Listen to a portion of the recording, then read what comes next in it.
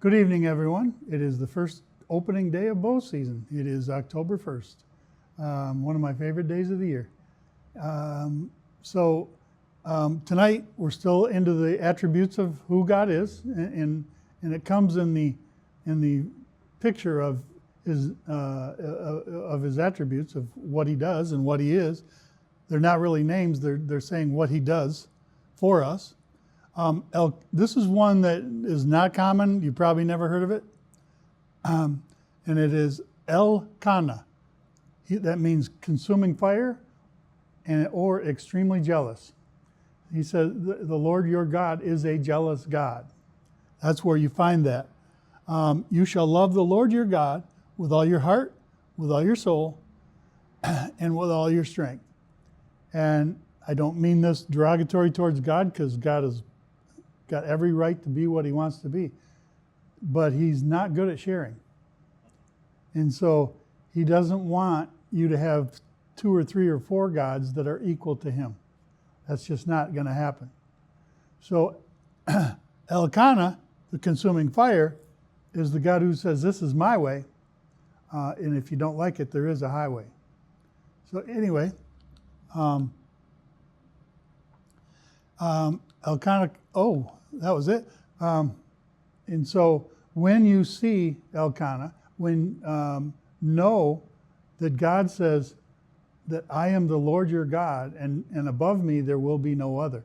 That's why if you look in, if we go back to when Lucifer was rebelling in heaven, he said to the third of the angels that went along with him, he said, we will ascend to the most high mountains of heaven, and we will sit equal to God.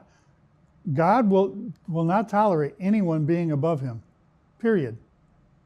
On earth or in heaven, either one. Because he is God. He is Elkanah.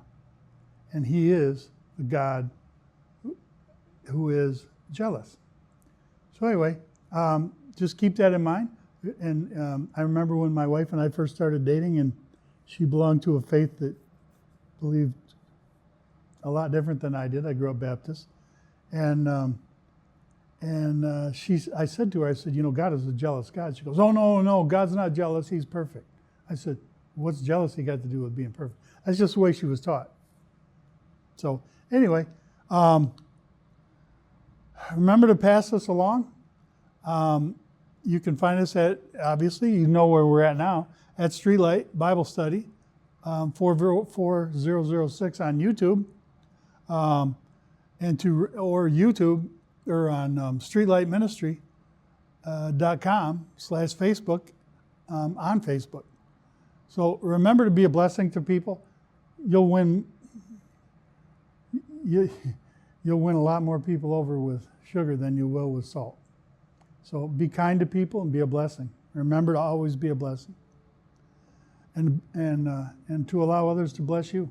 It's important, it really is. Have a good evening, we'll see you in a week.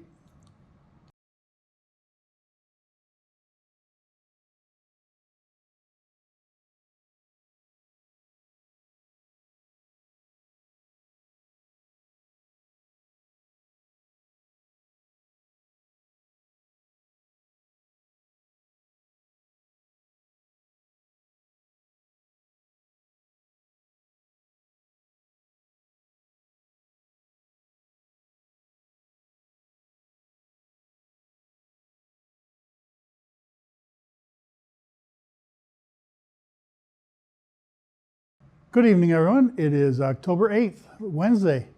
Still haven't got a buck yet, but that's all right. So tonight we're still into the attributes of who God is, and he combines them with his name, so it gives us a pathway. So tonight we're going to use his name, Jehovah, the God the Father, Shalom, peace. So the God of peace.